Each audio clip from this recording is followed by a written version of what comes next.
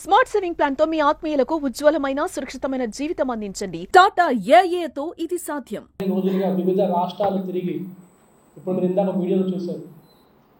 బీహార్, కోల్కతా, మధ్యప్రదేశ్, మహారాష్ట్ర, తమిళనాడు ఈ అన్ని స్టేట్లలో కూడా తిరిగి కేవలం ఒక 2 నోట్స్ మనకు కామారెడ్డిలో ఒక వైన్ షాప్లో ఒక 2 దొంగ నోట్లు యూజ్ చేసి ఒక వైన్ బాటిల్ని కొనుక్కోవడం జరిగింది. ఆ వైన్ షాప్లో పనిచేసే అఖిల్ అనే వ్యక్తి మాకు ఇన్ఫర్మేషన్ ఇవ్వడము, ఏ గుడ్ సిటిజన్, ఆయన బాధ్యతగా ఇన్ఫర్మేషన్ ఇవ్వడంతో ఇమీడియట్గా మేము దాన్ని వెరిఫై చేస్తే అవి ఫేక్ నోట్స్ అనేది తెలిసింది. దాని సోర్సెస్ కనిపెట్టే ప్రాసెస్లో మనకు కామారెడ్డిలో ఎవరైతే దాన్ని వినియోగించి వైన్ని లిక్కర్ని పర్చేజ్ చేశారో ఆ పర్సన్ని కూడా పట్టుకోవడం జరిగింది. అండ్ అతని దగ్గర నుంచి చాలా విషయాలు మాకు తెలిసినాయి. ముఖ్యంగా ఈ ఫేక్ కరెన్సీ అనేది, ఈ కౌంటర్ఫిట్ కరెన్సీ అనేది పోస్టల్ అండ్ కొరియర్ ద్వారా వివిధ రాష్ట్రాలకి కస్టమర్స్కి వెళ్తున్నట్టుగా మాకు తెలిసింది. ఇమీడియట్లీ కొన్ని టీమ్స్ ఫామ్ చేసుకొని ఆ టీమ్స్ ద్వారా ఇమీడియట్గా మనం పంపడం జరిగింది. మొదట మనం పంపించింది వెస్ట్ బెంగాల్లో కోల్కతాకి. ఆ కోల్కతాలో మనకు ఒక పర్సన్ ఎవరైతే దీన్ని పోస్ట్ చేశాడో సౌరభ్ డే, ఆ పర్సన్ దొరకడం జరిగింది. ఆ పర్సన్ దగ్గర ఇన్ఫర్మేషన్ తీసుకుంటే ఆ పర్సన్ కేవలం ఓన్లీ దీన్ని ఫేస్బుక్లో పబ్లిసిటీ చేసే ఏజెంట్ అతను. ఇతనికి యాక్చువల్గా సోర్స్ అనేది తెలియదు. ఇతనికి కేవలం ఇతని డ్యూటీ ఏంటంటే ఫేస్బుక్లో మల్టిపుల్ గ్రూప్స్ క్రియేట్ చేసేసి ఈ కరెన్సీని సర్క్యులేట్ చేయడం. ఈ కరెన్సీని సర్క్యులేట్ చేసే ఫేస్బుక్ గ్రూప్లకు రకరకాల పేర్లతో వీళ్ళు పబ్లిసిటీ చేస్తారు. కరెన్సీ, సెకండ్ కరెన్సీ అని, అండ్ టర్న్ కరెన్సీ అని చెప్పేసి, చినిగిపోయిన నోట్లు మళ్ళీ ఎక్స్చేంజ్ చేస్తారని చెప్పేసి, ఇలా డిఫరెంట్ గ్రూప్స్లో వాళ్ళు క్రియేట్ చేసుకొని ఫ్రెండ్ రిక్వెస్ట్ అందరికీ పెడతారు.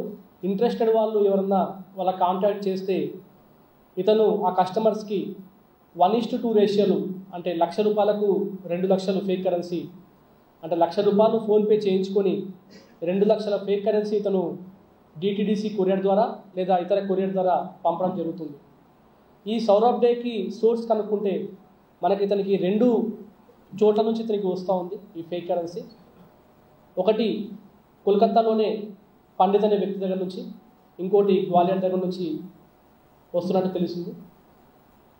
ఈ ప్రాసెస్లో ఇంకా కొన్ని టీమ్స్ ఫామ్ చేసి ఆ 2 లొకేషన్స్ పంపిస్తే మనకు అక్కడి నుంచి కూడా బీహార్కి లీడ్ దొరికింది మా టీమ్స్కి.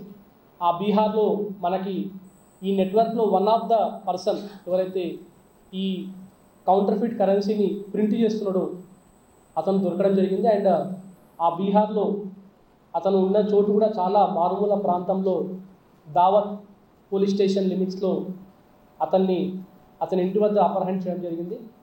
అది రిమోట్ కార్నర్, మన బార్డర్కి రిమోట్ కార్నర్ ఉన్న ఏరియాలో ఉన్న పోలీస్ స్టేషన్ లిమిట్స్ అది. అతని దగ్గర నుంచి కూడా ఇందులో ఉన్న చాలా material, 80% of the material received అతని దగ్గర చేయడం జరిగింది. అతను ఒక గవర్నమెంట్ టీచర్, బీహార్ గవర్నమెంట్లో గవర్నమెంట్ టీచర్. అతను ఎంఎస్సి కెమిస్ట్రీలో కూడా ఎక్స్పర్ట్.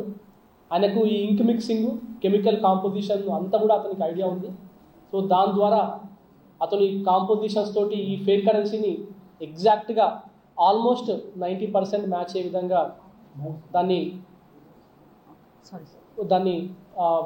ప్రింటింగ్ చేయడం జరుగుతూ ఉంది. అండ్ ప్రింటింగ్ చేసిన తర్వాత ఇతనికి చాలామంది ఏజెంట్స్ ఉన్నారు. ఆ ఏజెంట్స్లో కొంతమంది ఛత్తీస్గఢ్లో ఉన్నారు, కొంతమంది మహారాష్ట్ర, కొంతమంది యూపీలో ఉన్నారు. వీళ్ళందరితో అతను ఒక గ్రూప్ లాగా ఫామ్ చేసుకొని, అందులో ఛత్తీస్గఢ్లో ఇతని ఏజెంటు నందులాల్ జంగ్డే, ఛత్తీస్గఢ్లో ఇతని ఏజెంటు చట్రామ్, అండ్ వెస్ట్ బెంగాల్లో ఇందాక చెప్పినట్టుగా సౌరవ్ డే, అండ్ వెస్ట్ బెంగాల్లో 1 మోర్ ఏజెంట్ ఉన్నారు, హరినారాయణ. అండ్ వెస్ట్ బెంగాల్లో 3వ ఏజెంటు పండిత్, ఇందాక మనం డిస్కస్ చేసిన పేరు పండిత్. లఖన్ కుమార్ అని చెప్పి యూపీలో ఇతనికి ఏజెంట్ ఉన్నాడు. అండ్ దివాకర్ చౌదరి అని యూపీలో ఇంకో ఏజెంటు, సత్యదేవ్ యాదవ్, శివశర్మ అని మహారాష్ట్రలో ఏజెంట్. వీళ్ళందరూ కూడా డిఫరెంట్ స్టేట్లలో ఉండి ఒక నెట్వర్క్ లాగా ఏర్పడి వీళ్ళు ఈ సర్క్యులేట్ చేయడం జరిగింది. ఇప్పటి వరకు వీళ్ళు దొరకకపోవడానికి కారణం ఏంటంటే వీళ్ళందరూ డిఫరెంట్ స్టేట్స్లో ఉండడము. అండ్ ఈ నెట్వర్క్ అంతా కూడా పోలీసు వాళ్ళు ఎప్పుడు ఏం చేసినా కూడా అక్కడి వరకు మాత్రమే లిమిట్ అయిపోయి ఇంకో స్టేట్కి వెళ్ళకపోవడం వల్ల ఈ ఎంటైర్ నెట్వర్క్ ఇప్పటి వరకు బస్ట్ కాలేదు. బట్ కామారెడ్డి పోలీస్ ఏదైతే పట్టుకొని దాని సోర్స్ వరకు వెళ్ళాలనే ఒక ఉద్దేశంతో దాని సోర్స్ దాకా వెళ్ళి ఆ బీహార్లో ఆ సోర్స్ పాయింట్ని ఆ ప్రింటింగ్ మిషన్ కూడా పట్టుకోవడం జరిగింది. అతను కూడా మన కస్టడీలో ఉన్నాడు. ఇది కాకుండా మనకు మహారాష్ట్ర గోండియా ప్లేస్లో కూడా మనకి ఇంకొక ప్రింటింగ్ చేస్తున్నట్టుగా ఇన్ఫర్మేషన్ ఉంది. అది మనకు కొంచెం సమయం తక్కువ ఉండడంతో లోకల్ పోలీస్కి ఇన్ఫార్మ్ చేస్తే కూడా వాళ్ళు కూడా అతన్ని అప్రహెండ్ చేయడం జరిగింది. అండ్ అతని వద్ద నుంచి కూడా ఇందులో 2 ప్రింటర్స్ కూడా అతని ఇంటి దగ్గర కూడా కొంత ఫేక్ కరెన్సీ కూడా అండ్ బాండ్ పేపర్స్ కూడా మనము సీజ్ చేయడం జరిగింది. ఈ ఎంటైర్ నెట్వర్క్ కూడా సోషల్ మీడియా ద్వారా ఆపరేట్ చేస్తూ ఉన్నారు. ఈ ఎంటైర్ నెట్వర్క్కి మెయిన్ కీ పాయింట్ మన పబ్లిక్లో ఉన్న గ్రీడ్. 1:2 రేషియోలో డబ్బులు వస్తాయి, డబల్ అమౌంట్ వస్తుందని ఒక గ్రీడ్ తోటి వీళ్ళు ఆపరేట్ చేస్తూ ఉన్నారు. ఎవరైతే సోర్స్ దగ్గర ప్రింటింగ్ చేస్తున్నాడో కౌంటర్ఫీట్ కరెన్సీని అతడు 1:2.5 రేషియోలో కూడా వీళ్ళందరికీ ఏజెంట్స్ సప్లై చేస్తాడు. Agent margin 1:0.5. ఈ మార్జిన్ తోటి ఏజెంట్స్ ఇది ఆపరేట్ చేయడం జరుగుతూ ఉంది. ఇదంతా నెట్వర్క్ కూడా గత 8-9 మంత్స్ నుంచి కూడా చాలా విపరీతంగా నడుస్తూ ఉంది. మనం 2024 RBI డేటా తీసుకుంటే 2,17,000 ఫేక్ కరెన్సీ నోట్స్, వాల్యూ కాదు ఓన్లీ పీసెస్, మనం ఇండియన్ ఎకానమీలో మనకు సర్క్యులేట్ అవుతున్నట్టుగా తెలుస్తూ ఉంది. ఇదంతా కూడా దీని ఇంపాక్ట్ మన ఇండియన్ ఎకానమీ మీద చాలా ఉంటుంది. ఇందులో వన్ ఆఫ్ ద మనము ఒక కస్టమర్ని హైదరాబాద్లో పట్టుకోవడం జరిగింది. అతని వద్ద 63,000 రూపీస్ సీజ్ చేయడం జరిగింది. మిగతా 37,000 అతను ఖర్చు పెట్టేసినాడు. వాళ్ళు basically from Tamil Nadu but settled in Hyderabad. వాళ్ళ ఫాదర్ కూడా ఇప్పుడు అబ్స్కాండింగ్ ఉన్నాడు, బట్ వాళ్ళ కొడుకు మనకు దొరకడం జరిగింది.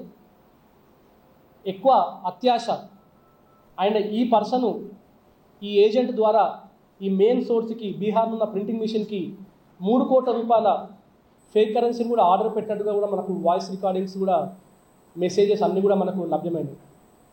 ఈ ఫేక్ కరెన్సీ అనేది మన ఇండియన్ ఎకానమీకి చాలా పెద్ద బ్లో, అది ఇన్ఫ్లేషన్కి చాలా పెద్ద రీజన్ అవుతుంది.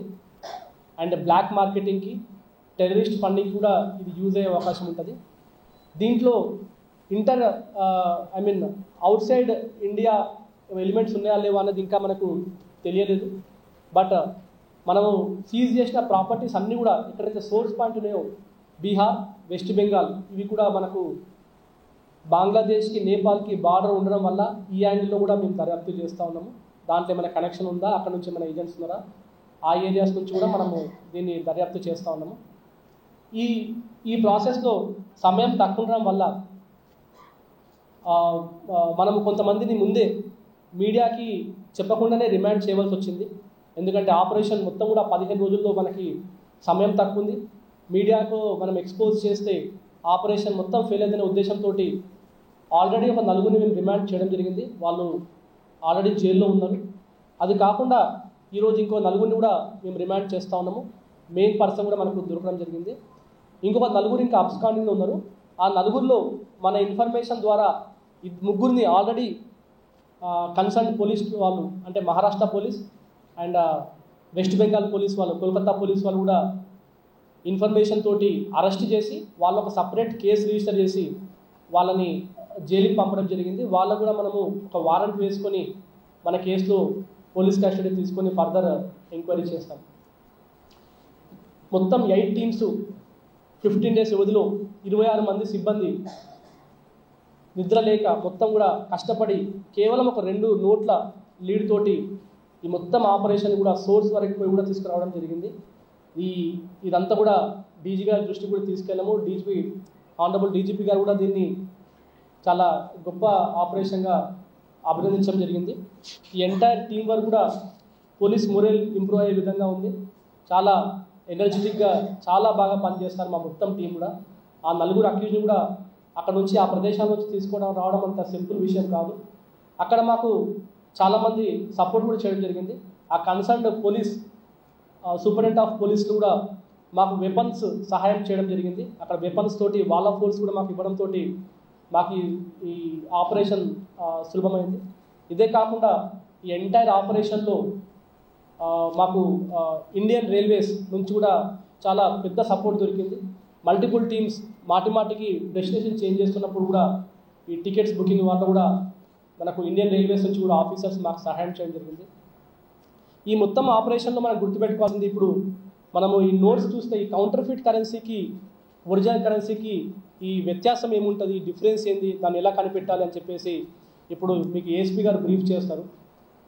ఈ counterfeit currency every day by day వాళ్ళు ఫైన్ ట్యూన్ చేస్తూ ఉన్నారు. ఇదివరకు ఆ గ్రీన్ రిబ్బన్ ఉండేది కాదు, ఇప్పుడు ఆ గ్రీన్ రిబ్బన్ కూడా ఉంది. వాటర్ మార్కింగ్ ఉండేది కాదు, ఇప్పుడు వాటర్ మార్కింగ్ కూడా ఉంది.